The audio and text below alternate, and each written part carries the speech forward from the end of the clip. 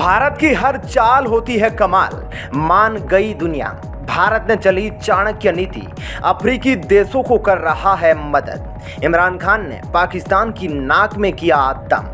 दोस्तों, स्वागत है आपका आज की इस वीडियो में। आज की वीडियो बहुत ही ज़्यादा खास होने वाली है और यकीन मानिए आज की इस वीडियो को देखने के बाद आपको भी भारत के ऊपर गर्व हो जाएगा, क्योंकि भारत ने काम ही कुछ ऐसा किया है। जैसा कि आपको पता भी होगा, पहले भारत अपने देश के लोगों के लिए दूसरे देशों से पैसा लेता था और फिर देशवासियों का पेट पालता था, लेकिन अब ऐसा नहीं है।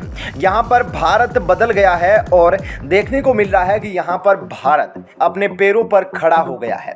दोस्तों, यहाँ पर भारत ने सिर्फ अपने आप को ही नहीं संभाला है, बल्कि यहाँ पर भारत उन गरीब देशों के लिए भी सहारा बन रहा है जो देश अभी अपने पैर पर खड़े नहीं हो सके हैं।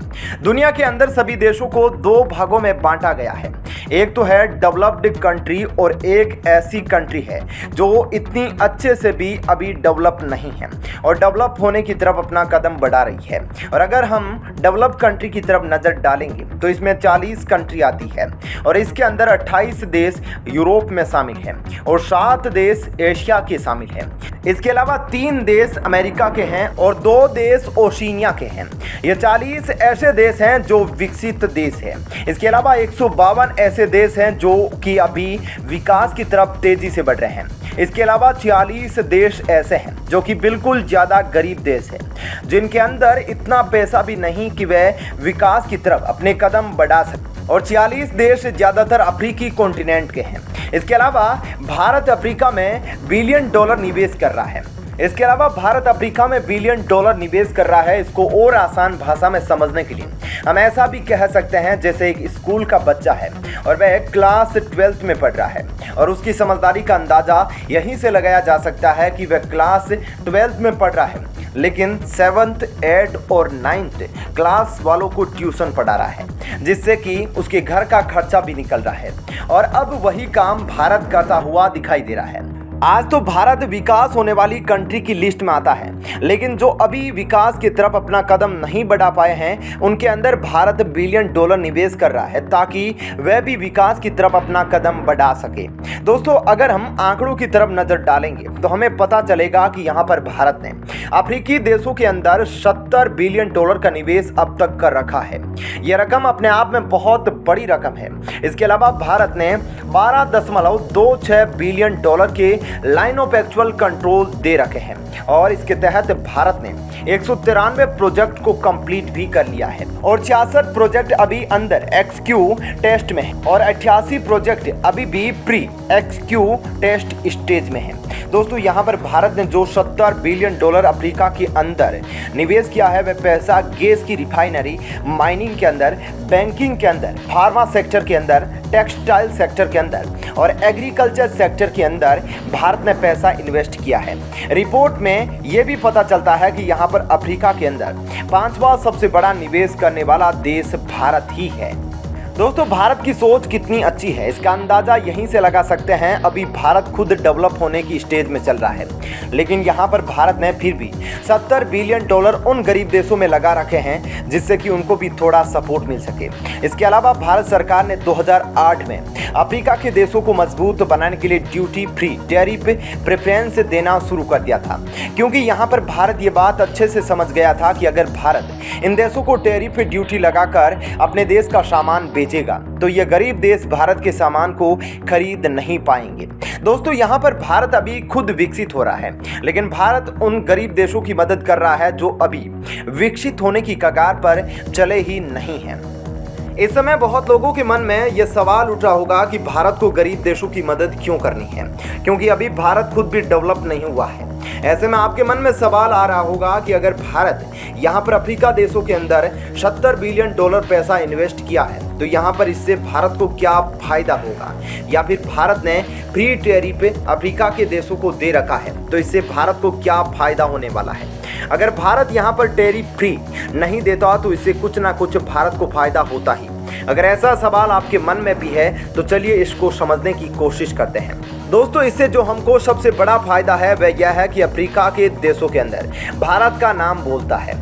यूनाइटेड नेशन के अंदर अफ्रीका के कॉन्टिनेंट के जो देश है वह भारत का सपोर्ट करते हैं। भारत इन देशों को अपना सामान बेचता है। ऐसे में ये देश भारत से अपने रिश्तों को ऐसा बनाकर चलना चाहते हैं, इसीलिए हमेशा भारत को ही सपोर्ट करते हैं। और अगर हम अफ्रीका को ये सब सुविधा नहीं देंगे तो ऐसे में कोई और देश सामने निकल कर आएगा और ये सारी सुविधा अफ्रीका को दे देगा, तो फिर अफ्रीका के सारे देश उनकी तरफ चले जाएंगे। इस स्थिति में अगर कोई देश सबसे आगे निकल कर आएगा तो वह ऐसे में चीन ही होने वाला है, क्योंकि चीन ये देखेगा कि भारत के रिश्ते अफ्रीका के साथ खराब हो रहे हैं या भारत अफ्रीका के साथ डील नहीं करना चाहता, तो वे तुरंत अफ्रीका देशों की तरफ अपनी अच्छी पकड़ बनाने की कोशिश करेगा और कभी भी अफ्रीकी देशों को भारत का सपोर्ट नहीं करने देगा। अब आपके मन में भी यह सवाल चल रहा होगा, तो इसको जानने के बाद अब आप क्या कहना चाहेंगे, आप हमें नीचे कमेंट बॉक्स में लिखकर बता सकते हैं। दोस्तों, वहीं दूसरी तरफ पाकिस्तान के पूर्व प्रधानमंत्री इमरान खान की तरफ से कुछ ऐसा कदम उठा लिया गया है कि पाकिस्तान की मौजूदा सरकार इस चीज से काफी ज्यादा परेशान हो गई है और इसी को देखते हुए सरकार की तरफ से एक कदम उठाया गया है और इमरान खान के सामने मौजूदा सरकार को झुकना पड़ गया। तो चलिए समझते हैं पूरे मामले को बारीकी से। जैसा कि आपको पता होगा, पाकिस्तान में आर्थिक हालात बेहद खराब हो गए हैं। देश के बिगड़ते आर्थिक संकट के बीच पाकिस्तान तहरीक-ए-इंसाफ पीटीआई के विरोध मार्च ने देश की आर्थिक सेहत के लिए कोर्ट में खाज जैसी स्थिति पैदा कर दी है। इस विरोध मार्च के कारण सरकार की सांसें फूल रही है और पहले से ही बदहाल अर्थव्यवस्था पर दोहरी मार पड़ रही है। समाचार एजेंसी ANI के मुताबिक इस विरोध मार्च के दौरान कानून व्यवस्था को बनाए रखने के लिए पाकिस्तान सरकार ने 14.9 करोड़ रुपए खर्च किए हैं। अगर इमरान खान द्वारा इस चीज़ को आगे भी चलाया गया तो यकीन मानिए यहाँ पर पाकिस्तान की हालत खराब होने वाली है। एक तरफ तो पाकिस्तान महंगाई की मार झेल ही रहा है, तो वहीं दूसरी तरफ पाकिस्तान की अर्थव्यवस्था भी इतनी मजबूत नहीं है कि वह इस तरीके की चीज़ों में बेवजह पैसा खर्च कर सके। इसलिए यहाँ पर सरकार यह कोशिश कर रही है कि इमरान खान को जल्द से जल्द रोका जाए, नहीं तो सरकार को काफ़ी ज़्यादा दिक्कत हो जाएगी। पाकिस्तान अखबार डॉन की रिपोर्ट के मुताबिक पुलिस अधिकारियों ने बताया कि सरकार ने आवश्यकताओं को पूरा करने के लिए विभाग के लिखित अनुरोध पर उक्त रकम जारी की है। इस रकम के लिए अनुरोध मुख्य आयुक्त कार्यालय की ओर से किया गया था। यह गुजारिश आंतरिक मंत्रालय तक पहुंची, जिसने इसे वित्त मंत्रालय को अग्रसित कर दी। पुलिस ने सरकार से अपने विरोध में कहा कि वे कानून व्यवस्था बनाए रखेंगे और इस्लामाबाद के बाहर सुरक्षा कर्मियों को तैनात करेंगे। पुलिस विभाग की ओर से सरकार को अवगत कराया गया है कि सुरक्षा व्यवस्था को बनाए रखने के लिए अन्य जरूरी वस्तुओं की भी व्यवस्था की जाएगी। विभाग ने कहा कि सरकार ने चालू वित्त वर्ष में बहुत सीमित धनराशि आवंटित की है, जो पहले ही खत्म हो चुकी है। ऐसे में सरकार से अनुरोध है कि पीटीआई के विरोध के कारण कानून और व्यवस्था की स्थिति के दौरान प्रभावी सुरक्षा के उपाय सुनिश्चित किया जाए। पुलिस विभाग की ओर से 5 दिनों के खर्च के लिए 14.9 करोड़ रुपए की राशि की मांग की गई है। इससे 380 कंटेनरों को किराए पर लेने की बात कही गई है। इन कंटेनरों का इस्तेमाल सड़कों को ब्लॉक करने के लिए किया जाएगा। यही नहीं, 4 क्रेन भी तैनात की जानी है। विभाग की ओर से कहा गया है कि उसके पास कानून व्यवस्था कायम रखने के लिए इस उपायों पर खर्च करने के पैसे नहीं थे। इसी वजह से सरकार से अतिरिक्त रकम उपलब्ध कराने की मांग की गई है। दोस्तों, भारत जिस तरीके से अफ्रीकी देशों की मदद कर रहा है, क्या भारत को अफ्रीकी देशों की मदद करनी चाहिए या फिर नहीं?